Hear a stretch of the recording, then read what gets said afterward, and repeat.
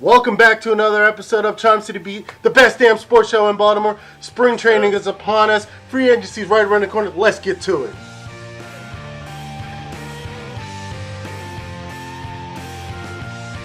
So let's get down to it. First up, the Ravens. The Ravens just cut Michael Crabtree, freeing up $4.66 million in cap room. He gone. I mean, and who can blame him? I mean, let's be honest here. He wasn't that much of a factor. And then when Lamar Jackson started... Obsolete. I mean, he disappeared. He dropped big passes in big games, notably at Cleveland, which almost could have cost him a playoff spot, ultimately. Yeah. That would have been the game to circle. And we would have all killed him. He wouldn't even have been cut. It would have just been a death. They let John,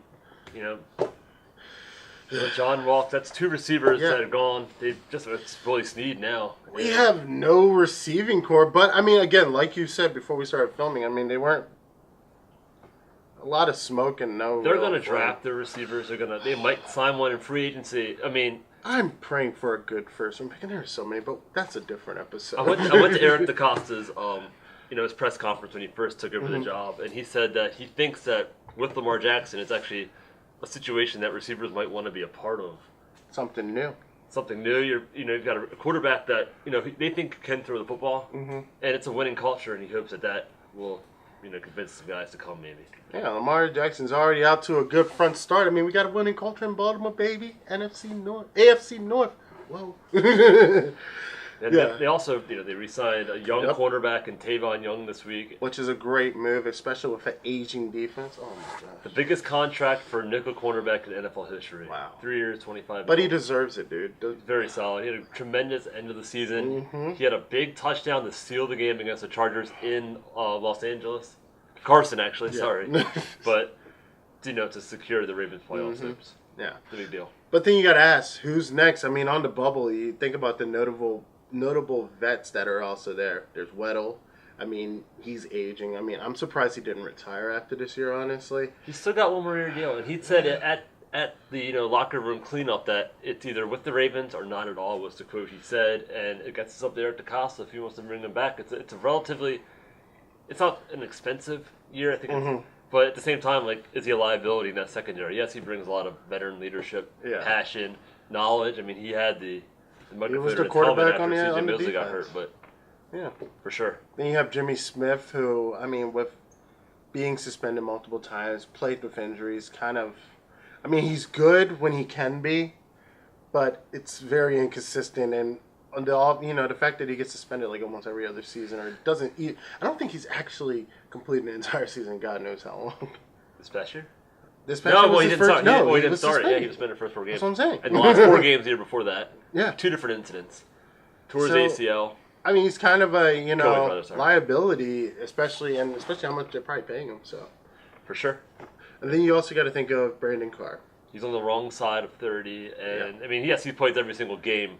And, he had a very good year, I thought. Very solid. But do you want to spend the money on a guy It's a business.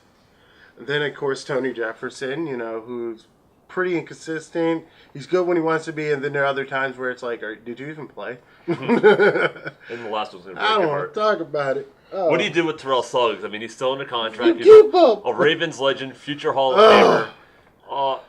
And honestly, they don't have the pass rushers. I mean, he played a tremendous amount of snaps this year. You kind of saw when the year started, he had a ton of sacks, and then as the year grew, you could tell it was taking a toll on, he's over the hill. I mean, it's true. And if they can bring some pass rushers in, maybe he can stabilize that unit. He will become a third down specialist. Then you get a guy that can really impact the game. And I think he is going to stick around for at least another year. We'll see. I mean, even Johnny Unitas ended up on a different team, though. Yeah. Ed Reed. So many legends. But, I mean, let's look at it from the point of view of this. Terrell Suggs, he is a leader in that locker room, and there's no denying it. I mean, he is the heartbeat of that defense. I mean, he's one of the last holdovers from the Ray Lewis, Ed Reed era, that big defense. And I think, without question, the team needs him. Honestly, I think at least for this transition, as they transition away from the older players, they're going to need some veteran leadership, and he's the guy. And if you let Weddle walk and you don't re-sign TJ Mosley, you're going to need somebody in that defense that can lead. Because C.J. Mosley, his contract's up. They could franchise tag him, they could re-sign him, or they could let him walk, and he could end up on a similar team. He could end up on the Steelers. Could you imagine dealing with him twice a year? Good God, I don't even want to freaking think about it. And I mean, again, on that defense, when we start talking about linebackers, you know, Zadarius Smith. I mean, he's going to get paid. He's getting paid, probably not by the Ravens. History shows they don't normally sign their pass rushers, which is sad. But they come. I mean, it's a factory. I mean, they come through there, and every year there seems to be a new guy with his. I mean, think of it. Like, even in the past, Jared Johnson, Kruger, after the Super Bowl, he won with the Browns, and he did. I don't know actually what happened to him. I call it the Ray Lewis effect. The guy playing in the Ray Lewis linebacking core and across the line from Terrell Suggs, they tend to do well because Ray Lewis and Terrell Suggs get all the double coverage, they get all the attention. It lets guys like Parnell McPhee, get paid because they're doing what they do best, which is pin their ears back. They get on another team, like Ed Hartwell, and they go to another team and they disappear because you realize they weren't that impactful ultimately. So we'll see what happens with Darius Smith. I mean, he's definitely good, but is he good because of what the Ravens have? Again, it's going to be a situation that Homeboy's going to get paid. Probably not produce what he could have done here, but it is what it is. Flacco, of course, being traded, or at least set to be traded to the Broncos. The news broke a couple weeks ago. Yeah, a couple of weeks ago, news broke. We have to talk about it. We missed a week, so here we are. Now, with Flacco, it was a 4th-round pick. Good trade, or did we get screwed here? Yeah, I think they got rid of some money. There's some dead money. Yeah. But there's money in the next couple of years also that they're not going to pay. And the Broncos did take some of that contract. And, he's not going to play. You have... No. So, and that's about what the going rate is. The Redskins paid about that to get Alex Smith. Yeah. It's what it is, and it's Joe Flacco. I mean, his best days are behind him. He's obviously not the same guy that was in the Super Bowl. He's been 500 quarterback since that win. And the Broncos got a guy that can win with help, and so I think it's a win-win for both sides. Yeah, exactly. I mean, Flacco doesn't have to necessarily hang out the boots. He can still play a couple of more years. At least. Yeah, probably can play 3 or 4.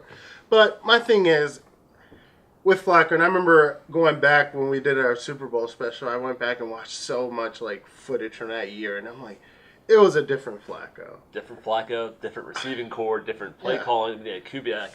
It's a tough. He's the best quarterback that ever played football for the Ravens. Yes, Baltimore. He's probably the second best quarterback ever to play for Baltimore. We'll say that for sure. Because who else have we had outside of Johnny Unitas? Super Bowl MVP. Yeah. I mean, he was great for what he was, but he obviously digressed to the point where they felt they needed to trade up into the first round to get Lamar Jackson, former Heisman winner. Yeah, you saw 7-1 down the stretch. Yeah, dude was 7-1. I don't care what anybody says about him. The kid's a winner. We're keeping him. Let's go.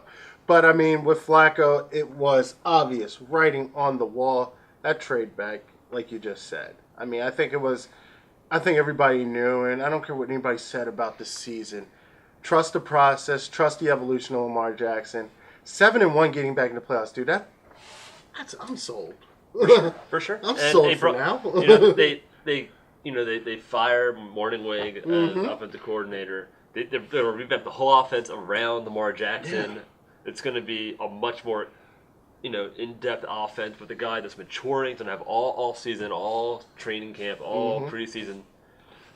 Who knows? I mean, it's really exciting if you ask me. Yeah. So let's talk about the Orioles. Another team with a new GM, just like the Ravens, and that's Mike Elias. It's his first spring as leader of the Orioles. He got a new head coach, Brandon Hyde, and I'm intrigued by it. I think we have a lot of young talent, not a lot of talent, a lot of young talent. Not a lot, yeah. They traded away a bunch of their assets last year, notably Manny Machado, who just signed with the Padres for a record-breaking deal. He'll never see the playoffs again. And they traded away Kevin Gausman, the bullpen. So you've got a team that's in transition, staring 100-plus losses dead in the face. Yeah, I mean, offensively, there's a lot of positive signs, but pitching being a very serious concern. When you think about the beginning part of that season... I mean, it's 6 games against the Yankees in 9 days. You're talking Aaron Judge, Sanchez. I mean, there's going to be like a home run derby for him, if they don't figure that out. It's going to be ugly all year long. They don't have many pitching prospects that are ready. You got Hunter Harvey, who's in the works, DL Hall, but they're at least a year away, I would think, from really contributing. Yeah. And, I mean, that's why I've said in previous episodes, I'm not going to put a lot of hype behind the Orioles right now. I'm excited as a fan, but I'm not going to say, oh, this is a playoff team right now. I'm not going to say that because I know I'll be disappointed come September. The only playoff they're involved in is trying to get that first overall pick again. Yeah. And, I mean, you look at the Astros, they lost 100-plus games twice in a row, 2 years later in the World Series because of all the picks they brought in. Michael Elias was part of that.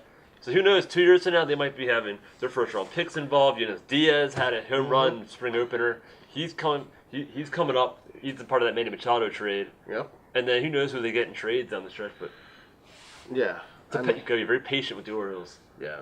I mean, again, it's one of those serious concerns. We'll have to see how it develops. And when do you think we'll see Diaz?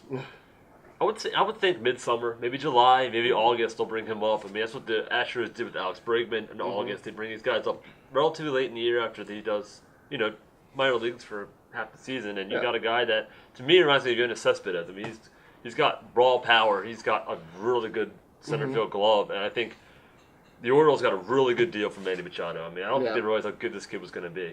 He's a legitimate stud. He looks good. Yeah. So overall feelings about the team, I'm excited. I'm excited for what it's worth. Yeah. Again, I mean, it's virtually similar like the Rams. I think Baltimore sports in general are in the same seat. Trust the process, wait and see, and hope for the best. That being said, there'll be a sellout opening night to Saturday against the Yankees. That's a sellout, 9,000 fans every game the rest of the way. Yeah. Plenty of seats to be had if you want to go to an Oriole game this year. Don't expect to go to the first week.